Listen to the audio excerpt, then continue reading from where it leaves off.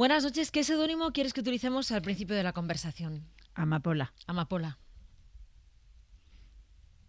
Vale.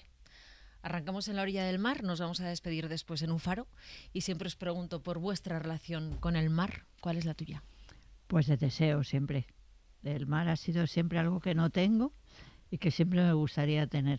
Vivir cerca del mar, ver el mar todos los días, oír el mar, escuchar el mar. El mar está lejos y ha sido siempre un objeto de deseo para mí. ¿Cómo recuerdas aquellos veranos en San Sebastián? Pues no sé, muy especial. Es la maravilla de la playa, ¿sabes? La maravilla de la playa, ¿no? La arena, de niñas nos encantaba la arena de la playa, nos traíamos siempre un saquito, no sé por qué, pero nos cogíamos esa ilusión por apropiarte de algo que te parece muy bonito, ¿no? Luego la verdad es que, bueno, también nos aburríamos un poco, ¿no? Es decir, porque nosotros íbamos allí un mes, no teníamos así pandilla, ni amigos, ni nada. Y bueno, pues por las tardes íbamos a pasajes o íbamos al rompeolas o eso. Y a lo mejor ahí, pero bueno, como éramos 3 hermanas, nos lo pasábamos bien. ¿Quién te decía la pereza es la madre de todos los vicios? Mi madre. En mi casa la pereza estaba fatal vista, de verdad, ¿eh? Yo creo que se consideraba que era la madre de todos los vicios, efectivamente. Era una sensación esa de decir, pero bueno, fatal, no trabajar. Mi padre además siempre contaba una historia. Es muy curioso porque entonces debió ponerse de moda un libro que se llamaba Hace falta un muchacho, que era un libro, pues ahora diríamos, pues como tantos libros que hay sobre conducta y todas esas cosas, ¿no? Y debió estar muy de moda en su tiempo, ¿no? Y mi padre lo leyó y curiosamente luego vi que la madre de mi marido, que era una mujer excelente y una maestra, bueno, muy interesante, también lo tenía, ¿no? Es decir, que debió ser un libro que se puso muy de moda. Y mi padre yo creo que contaba de ahí que había una anécdota de un burrito o algo así que tenía la piel muy brillante y tal, y le decía, ¿tienes la piel tan brillante? Pues del trabajo, del sudor. Es decir, que éramos unos fans en mi familia, el trabajo estaba elevado, yo qué sé. Eso te ha acompañado a lo largo de tu vida. Eres de las que cuando no está haciendo nada piensa, sí, debería hacer algo, como esa especie de culpa por no hacer nada. Sí, yo me acuerdo cuando acabó la carrera mi hija y la vi sentada en el sofá. Dije, ¿qué haces sentada en el sofá? Sí, hemos sido un poco pesados en eso, pero bueno, mira, ha estado bien. Estudiaste en un cole de monjas francesas. Sí. Hay un capítulo de tu vida que me llama mucho la atención porque alguna vez has hablado de lo que supuso para ti el que fuerais a un poblado chabolista de las afueras de Madrid, el poblado de Picos de Europa. ¿Qué supuso para ti? No sé si era una excursión, ¿para qué os llevaron allí? Bueno, nos llevaban porque las monjas consideraban que debíamos hacer una labor social que consistía en enseñarles el catecismo a los niños pobres, ¿no? Y entonces, pues supongo que pedían voluntarias o lo que fuera, a mí me apeteció y empezamos a ir con las monjas los domingos a enseñar catecismo a esos niños, ¿no? Pero enseguida yo y 2 o 3 amigas que éramos un poco del mismo palo, pues pensamos que era una tontería enseñarles catecismos y no sabían leer. Nosotros lo que queríamos era enseñarles a leer y comprarles zapatos que estaban descalzos y comprarles un jersey y bueno, yo qué sé, yo tengo fotos de aquellos niños porque me impresionaron mucho. Nos hicimos fotos. Mis amigas y yo decidimos que además de ir el domingo con las monjas, íbamos el sábado solas. Les dábamos una merienda y les enseñábamos a leer. Por supuesto no aprendió a leer ni uno, porque nosotros no sabíamos cómo se hacía eso, ¿no? Pero nosotros aprendimos muchísimo. ¿Qué aprendiste? Pues mira, aprendimos lo absurdo, que era esa especie de enseñanza del catecismo, cuando lo que había que hacer era incorporarlos a la sociedad, que tuvieran cultura, ¿no? Vivimos la brutalidad de la desigualdad, ¿sabes? Yo me quedé espantada, ¿no? Yo no sabía que había gente en Madrid viviendo así, ¿no? Uh-huh. Y me produjo como una herida sentimental enorme, ¿no? Y yo recuerdo que lo decía en casa y había una tía mía que era muy inteligente, pero era muy conservadora, y decía, siempre habrá pobres. Yo decía, ¿por qué? ¿Por qué va a haber siempre pobres? No tiene por qué haber pobres, ¿no? Es decir, que para mí fue definitivo eso. Uh-huh. ¿Quién dices que les llevabas la merienda? Sí. ¿Esto lo sabían en casa? Sí, sí, ¿Lo sabían en casa? y mi madre nos ayudaba a prepararla. Era Ajá. un tiempo, ¿sabes? Yo pienso, fíjate que tendríamos 14 años, ¿no? Íbamos solas a Vallecas y nosotros resolvíamos, poníamos dinero y me acuerdo que hacíamos los bocadillos de membrillo, que fíjate tú, pero bueno, era lo más barato. Pero mi madre nos ayudaba y no le parecía mal que fuéramos solas allí a los Picos de Europa. Y luego, por eso decía que hay como así un capítulo que muy contrastado cuando he estado estudiando tu vida, ¿no? Por una parte, no les importaba a tus padres que fuerais solas a Vallecas, pero luego vivíais aquí en una casa grande en Madrid y no solíais salir a jugar a la calle. No. Jugabais en casa tus Sí, hermanas y tú, sí, ¿no? Sí. No sé, era un poco que éramos los caseros, éramos los dueños, éramos los caseros. No sé, y los otros eran como los inquilinos y vivían, los hijos jugaban en la calle y nosotras no. Entonces jugábamos en un jardín que solamente era para los caseros y eso pues enseguida te da la sensación de decir aquí hay algo que no está bien, Que no cuadra. hay algo que no cuadra. Sí, yo creo que eso un grupo de las que éramos en el colegio, tenía una amiga, María Dolores, y me la encontré ya no hace mucho, ya las dos mayores, y ella me contó que yo no me acordaba que ella había planteado en su casa por qué las muchachas no comían con ellos en la misma mesa, ¿no? Y sus padres quedaron así un poco sorprendidos. Supongo que a todas nosotras nos impactó mucho el tema de la desigualdad, del clasismo, esas cosas, ¿no? Esas cosas que decía la monja que teníamos en la clase que se llamaba la clase naranja, que era la de los 8 años, cuando nos decía por qué los Reyes Magos no iban a los barrios pobres, porque con esas capas tan bonitas que tenían, y los barrios pobres tenían mucho barro y se manchaban, y por eso los niños pobres no tenían juguetes, porque ¿cómo iban a ir los Reyes Magos a esos barrios? Y claro, escuchas eso y se te va quedando, ¿no? Se te va quedando como diciendo, esto no puede ser. ¿Es por eso por lo que estudias Derecho? ¿Tú crees que ahí No. empieza un algo que te te hace querer cambiar el yo, mundo? Yo Derecho no tenía ni idea, yo quería hacer filosofía pura, me gustaba mucho, o periodismo, y mi padre dijo, bueno, mira, eso está bien, pero me parece que de eso no se come. Yo creo que es mejor que tú tengas una carrera que de la que tú puedas vivir, así que debes hacer Derecho, ¿no? Mi padre siempre fue un hombre como muy conciliador, ¿no? En mi casa, por ejemplo, nunca hubo ninguna voz alta, ninguna discusión agria. Éramos ahí una familia. Mi padre tenía una expresión que era todo es según del cristal bajo se mire, ¿no? Es decir, era relativista, ¿no? Y él decía, bueno, pues si tú quieres hacer filosofía pura, hazlo, pero haz también Derecho, ¿no? Es decir, era una persona que enormemente pactista. Yo creo que eso lo he heredado y me gusta mucho, ¿no? Me gusta mucho. En mi casa nadie habla alto, nadie grita, nadie se enfada, ¿sabes? Sí, ese todo depende del cristal con el que se mire, es un poco... No hay verdades absolutas. Eso es, ¿no? eso es, ¿sabes? Nadie tiene completamente la razón. Exactamente. Y claro, eso, dicho por tu padre, que es un hombre de derechas, conservador, tenía la tienda aquí de enfrente, la que ahora es la del Real Madrid, toda mi experiencia en la tienda de mi padre, una tienda importante, en la Gran Vía, ganó mucho dinero en la época del primer turismo, cuando venían los turistas franceses. Los meses de agosto pues, se hacían unas cajas impactantes. Era camisería, ¿no? Corte y confección también.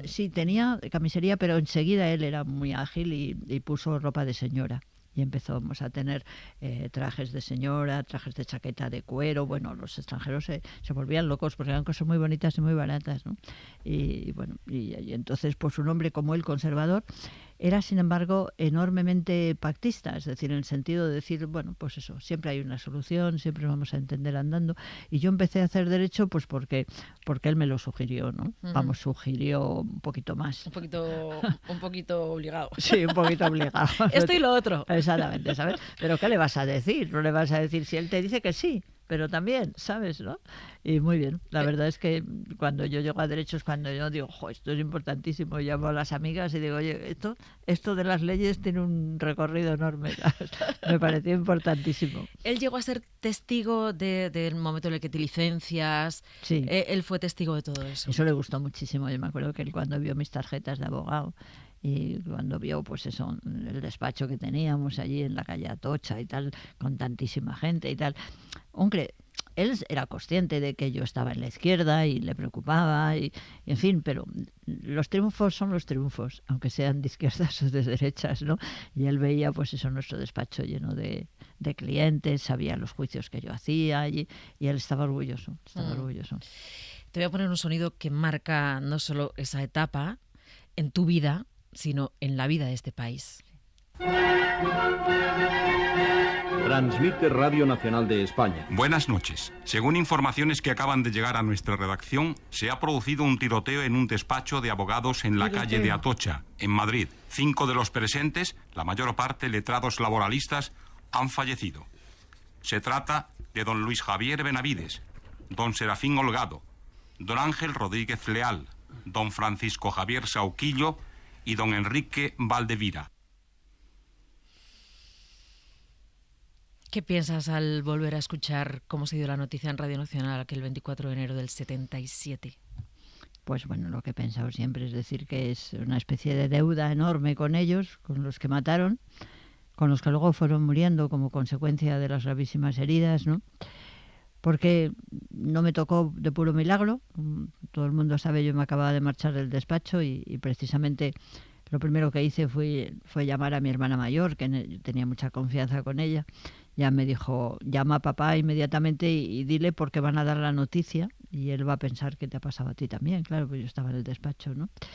Entonces, una sensación enorme de, pues sí, de deuda, ¿no? Porque ellos y yo no. Es decir, y una sensación siempre de profunda tristeza, ¿no? Porque ellos no vivieron, porque su vida se truncó aquella noche, porque no se pudieron, no sé, hacer maduros, tener hijos, ver la democracia de este país, hacerse mayor como soy yo y mirar la vista atrás, no sé, a ellos los mataron y aquello te deja como una sensación de que deuda, ¿no? ¿Por qué a mí no me tocó y a ellos sí, ¿no? Porque saliste unos minutos Sí. antes del atentado de ese Eso es. despacho. Eso es. Fíjate, yo decía que fue un capítulo que marca tu historia y la historia en mayúsculas de este país, porque eso, yo creo que ese atentado le dio la vuelta a la idea que tenía la gente de la izquierda. O sea, se volvió contra quienes cometieron ese atentado, ¿no? Eso dio un vuelco en cuanto a la percepción que tenía la ciudadanía de lo que hacíais, de la izquierda de este país. Sí, yo creo que fue porque de pronto fue ver una izquierda organizada, disciplinada, joven, simpática, llena de ilusión, llena de proyectos, ¿no? Estábamos ahí, pero no se nos veía tanto. Yo me acuerdo que en una primera época se nos llamaba jóvenes inquietos. Estos jóvenes son muy inquietos, decían la derecha, ¿no? Porque intuían que no estábamos con ellos, ¿no? Pero éramos solamente inquietos y cuando resulta que no éramos inquietos solos, sino que es que éramos del Partido Comunista y que teníamos una estructura tan organizada, tan bien desarrollada y que garantizamos tanto la paz en aquel entierro tan terrible, ¿no? Yo creo que fue una imagen estupenda. ¿Por qué Manuela Carmena se ha puesto Amapola de seudónimo? Pues mira, porque de alguna manera siempre ha sido una flor que me ha traído mucho, ¿no? En Madrid antes había bastantes solares, ¿no? Y en los solares aparecían amapolas en primavera.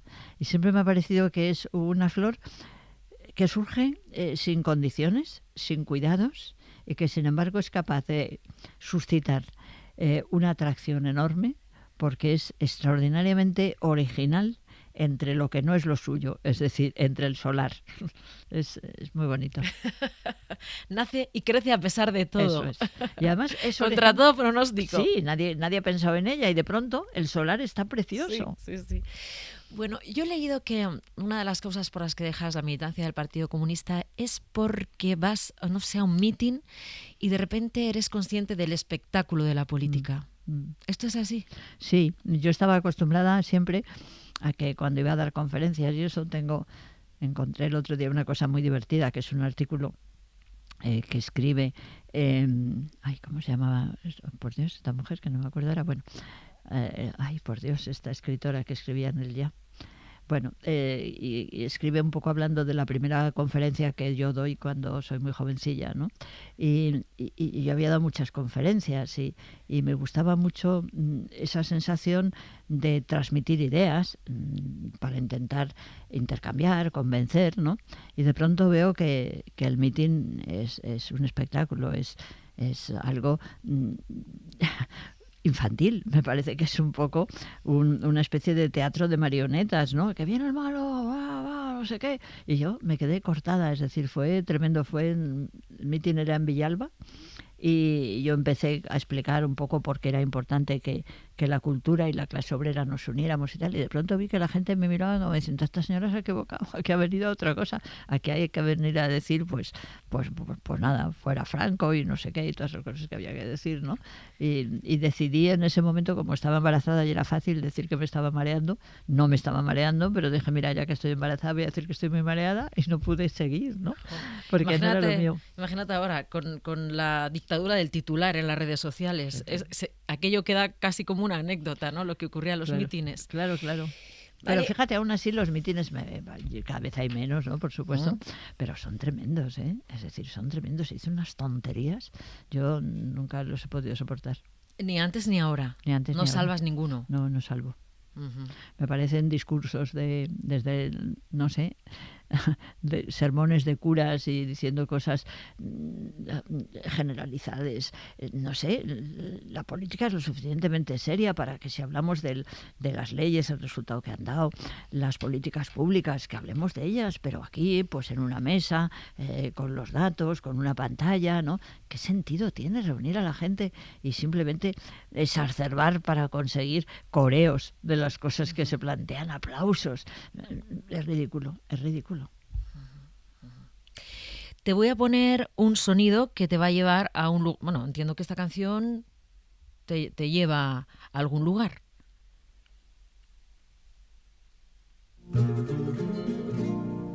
Ese mar que me aleja de ti no consigue que pueda olvidar que La Palma es la isla mía donde yo aprendí a soñar.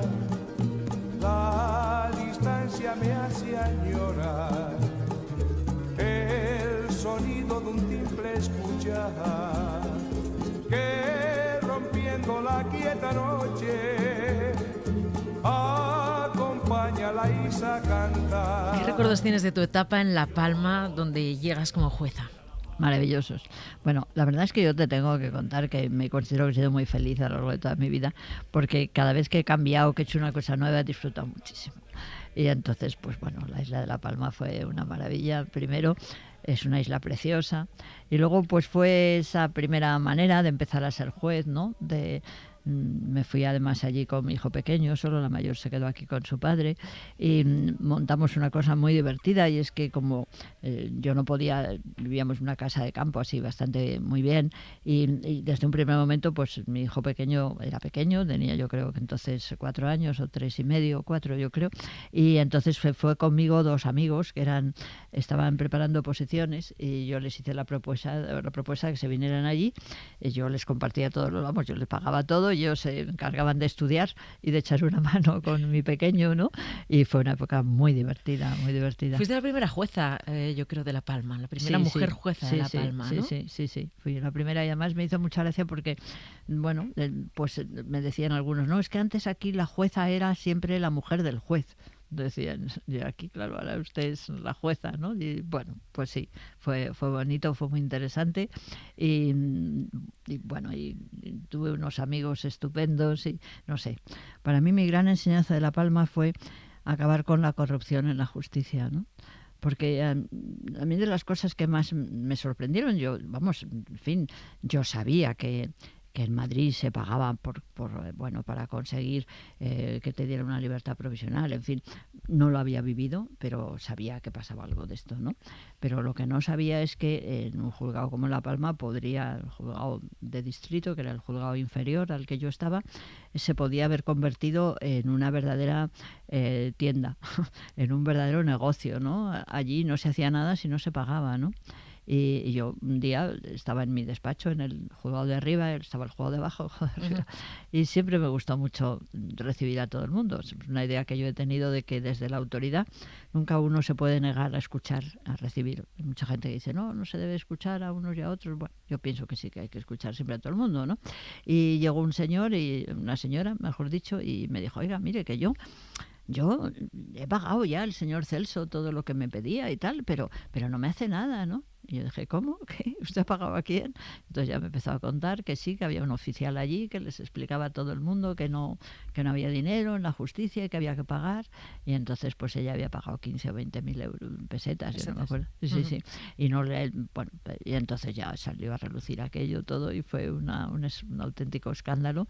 Pero fue muy bonito porque, por ejemplo, cuando yo iba a hacer la compra, recuerdo, allí se llama La Recoba, o por lo menos se llamaba antes, no sé si se sigue diciendo ahora, al mercado se le llama La Recoba, y cuando yo iba a La Recoba pues me paraban algunas personas, me decían, qué bien, ha tenido que ser una mujer que haya acabado con todo esto, qué bien, qué bonito y tal, y eso fue importantísimo para mí. Fíjate que hay una entrevista que te hizo Carmen Maura, acompañada de González Ferrari, sí, en el año 81. Entonces, he recuperado una primera pregunta que hoy en día no tendría ningún sentido que nadie te hiciera, que es esta. ¿Cómo digo, señora juez o señora jueza? Pues Carmen, hija, como tú quieras, llámame Manuela. Vale. Bien. No, ella hizo la pregunta con toda su lógica, sí, pero esta pregunta sería hoy impensable. Sin embargo, González Ferrari te hace una pregunta que quiero que escuchemos tanto la pregunta como la respuesta. Y quería que me dijeras si más de 40 años después, la respuesta sería la misma o parecida. Yo, para empezar, voy a hacerle una pregunta muy simple, quizá muy simple en su formulación, pero seguramente muchísimo más complicada en su respuesta. ¿Cuál es, en su opinión, el estado de la justicia en la España de casi 1982? Pues es una pregunta complicada. Yo creo que el estado de la justicia, pues, bueno, podríamos decir que el estado de la justicia debe ser un estado de buena esperanza, un estado de gestación. Al fin y al cabo, la mitología representaba a la justicia con forma de mujer. Pues yo creo que la justicia actual, la justicia de España, tiene que dar a luz unas nuevas formas, unas formas modernas y diferentes que acaben por quitar el terrible temor que la justicia ha inspirado siempre y ha seguido inspirando. Yo creo que la justicia debe ir ganando poco a poco confianza. Me parece que en la democracia se le pide mucho a la justicia, porque no en balde en la Constitución se dice que todos somos iguales ante la ley. Y naturalmente eso va calando en la conciencia de los ciudadanos y se exige que eso sea cierto y que la justicia haga posible el que todos seamos iguales ante la ley. ¿En qué se parecería esa respuesta a la de hoy y en qué ha cambiado? Pues yo creo que seguimos teniendo esa esperanza en una gestación que no acaba de llegar, ¿no? Es decir, que no hemos logrado, yo creo, que realmente la justicia sea valorada como un instrumento tan necesario como es, ¿no? Pero aún así, sí pienso que ha habido procesos de transformación que han mejorado algunos aspectos de la justicia, ¿no? Pero sigue siendo necesario una justicia de verdad actual, donde fundamentalmente esté basada en procedimientos sencillos, que la gente pueda con tranquilidad explicar lo que le sucede, buscar alternativas, ¿no? Yo creo que la modernización de la justicia está todavía pendiente, ¿no? Hay cosas que te dejan así como sorprendida, ¿no? El otro día me contaban que fíjate tú que ahora que los abogados mandan por internet las demandas a los juzgados, pues bueno, las mandan no los abogados, los procuradores. Los abogados los mandan a los procuradores por internet y los procuradores mandan, que es bastante absurdo, porque se dice uno, ¿para qué? Pero bueno, los procuradores son los que las mandan directamente al ordenador de los juzgados, ¿no? Bueno, pues allí resulta que porque tienen que hacer no sé qué cosas, se paran y tardan 2 meses en llegar a los juzgados. Es posible. Estamos en el siglo XXI y diseñamos un procedimiento informático que permite el que algo tan grave como que una demanda que va volando porque va por internet se pare porque hay una serie de formalidades que hay que hacer y tarde 2 meses en llegar. Que una demanda tarde 2 meses en llegar. Me decía el otro día una abogada, dice, mira, yo presenté un escrito en un juzgado en junio y aún no ha llegado el escrito. Se presenta por internet, pero después volvemos a las auténticas absurdeces, burocracias que hacen que eso no funcione bien, ¿no? Y parece que es que no conseguimos que la justicia se lleve bien con la innovación porque no la hemos diseñado para que realmente cumpla ese papel. No sé, me ha gustado oírme con tanta esperanza lo que decía entonces, pero estaba muy bien. Hay que rediseñarlo todo. Sí, hay que rediseñarlo todo. Y esto del miedo a la justicia, esto me ha interesado también, ¿no? Que la gente pierda el miedo a la justicia. Todavía que una que una mujer denuncie una violación en grupo se considera un acto valiente. ¿Este miedo a la justicia? Sí, ahora la cosa es más compleja. Yo creo que sigue habiendo miedo a la justicia, sin duda, en la medida en la que todo lo que te permite argumentar en un nivel de igualdad y sin dificultad es normal que te dé miedo, ¿no? Es decir, sigue siendo muy autoritaria la justicia, ¿no? Fíjate que es sorprendente que uno puede tener un pleito, por ejemplo, de divorcio y nunca ha hablado con la jueza porque va a ser el juez, va a ser el procurador el que hable. Tú no tienes la posibilidad de la conversación igualitaria, ¿no? Y cualquier relación que no tenga una base igualitaria es normal que dé miedo si quien dirige esa conversación tiene el poder de tomar decisiones sobre tu vida, ¿no? Eso es así. Sigue dando miedo, porque no hemos conseguido que sea algo razonable, digamos, basado en la necesidad del intercambio de noticias para buscar la mejor solución a los problemas de los que se trata. Pero a eso yo creo que ahora hay que añadir algo, y es las consecuencias a través de los medios de difusión, ¿no? Los medios amplifican de alguna manera la confrontación que en muchas ocasiones significa la justicia, y con eso se amplifica el miedo, ¿no? Es como haber conseguido un altavoz del miedo. Tampoco nos enseñan de pequeños a tener una relación con la justicia. No Claro. sabemos cómo relacionarnos con la justicia. Claro, Nos sentimos, perdón la interrupción, ¿no? Parece que vamos con culpa, aun sabiendo que somos inocentes. Sí, yo creo que es que no es una relación igualitaria. Fíjate que el otro día entre un grupo de jueces saqué yo a relucir un tema para mí que es muy importante, de siempre, ¿no? Yo siempre he dicho que cuando a mí me presentaban una persona detenida en el juzgado, pues por supuesto yo pedía que le quitaran las esposas, si es que efectivamente venía con ellas por estar en ese momento detenido, y le daba la mano. Ya, soy la jueza, me presentaba, ¿cómo está usted? Nunca me han dado una mala contestación, al contrario, yo creo que ese gesto mío siempre se entendió, o se entendió en la mayor parte de los casos, como brindar una posibilidad de tranquilidad, de escucha, de saber, ¿no? Y sin embargo, pues unos compañeros decían, yo no he dado nunca la mano a nadie, ni siquiera a los abogados. Tú dices, ¿por qué?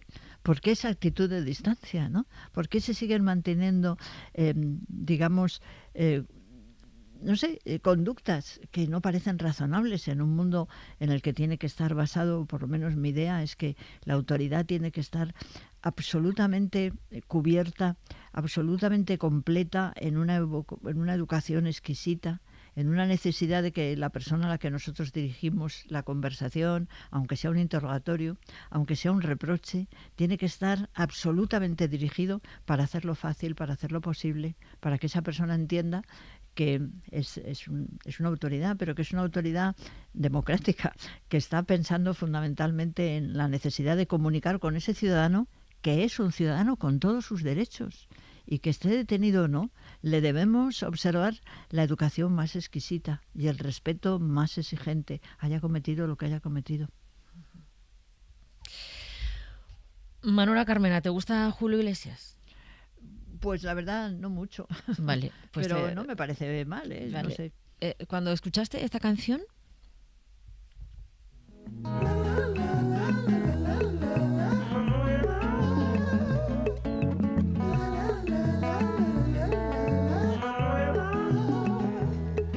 Soy castizo, soy humilde, soy buen ciudadano. Votaré a Manuela. Quiero que esta primavera cambien ya las cosas. Votaré a Manuela. Las palabras coherentes, la mirada transparente. Votaré a Manuela. Tiene todos mis respetos y toda mi suerte es para Manuela. Desde que llegó a mi vida, desde aquella tarde, es como mi abuela. Soy dichoso como nunca por el Madrid que me espera.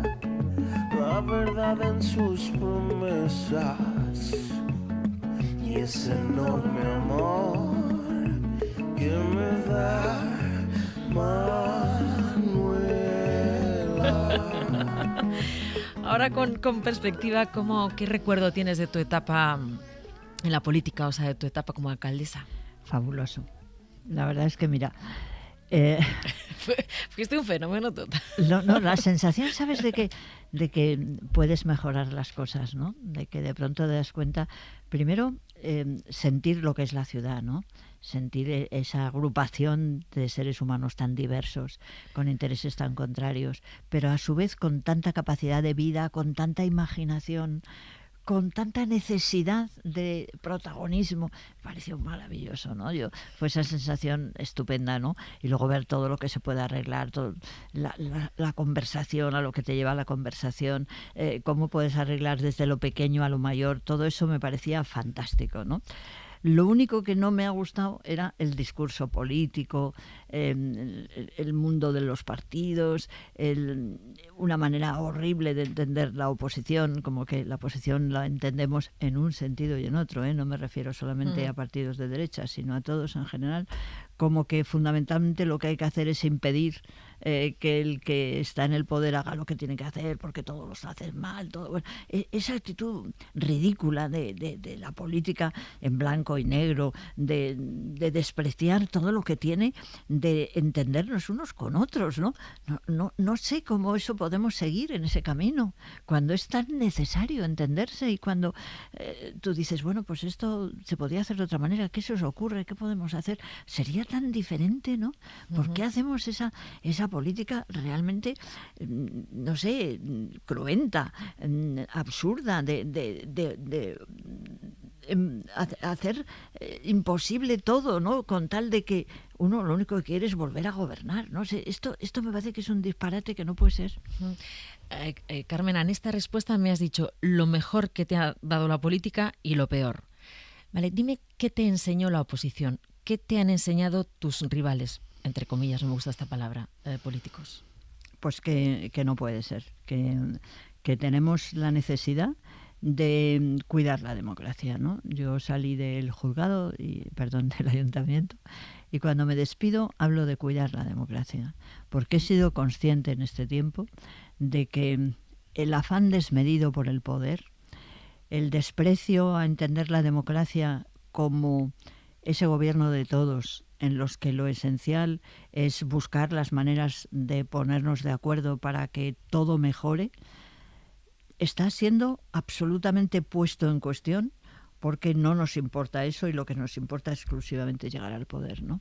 Yo aprendí a que ahora tenemos una tarea todos, los viejos como yo, los jóvenes como tú, los medianos, todos por cuidar la democracia. La democracia es algo muy importante, es un sistema de gobierno en el que la esencia misma es la igualdad y el respeto recíproco de unos a otros, ¿no? Y ese sistema tan importante hay que cuidarle, hay que darnos cuenta de las cosas que van mal y cambiarlas. ¿Hay alguna mínima posibilidad de que vuelvas a presentarte? No, ninguna. Soy muy mayor. Si tuviera menos años, sí, claro que sí, pero no es que tengo 80 años. ¿Cuántos menos tendrías que tener? Mira, yo creo que si tuviera 70 a lo mejor me animaba. Bueno, vámonos a un faro. Me gustaría que me dijeras con quién te gustaría estar y qué música estaría sonando en un faro. Pues mira, a mí me gusta muchísimo, no sé, yo qué sé, Joan Manuel Serrat, entonces me parece tiene tanto que ver con mi vida de joven, ¿no? Bueno, cualquiera, ¿no? Y estar pues con cualquier persona inteligente con ganas de mejorar la democracia. Bueno, Carmena, muchas gracias por este rato en el Faro. Ha sido un placer. Muchísimas gracias a vosotros. Da un gusto enorme venir a charlar aquí. Buenas noches. Buenas noches. Uno se cree que los mató el tiempo y la ausencia.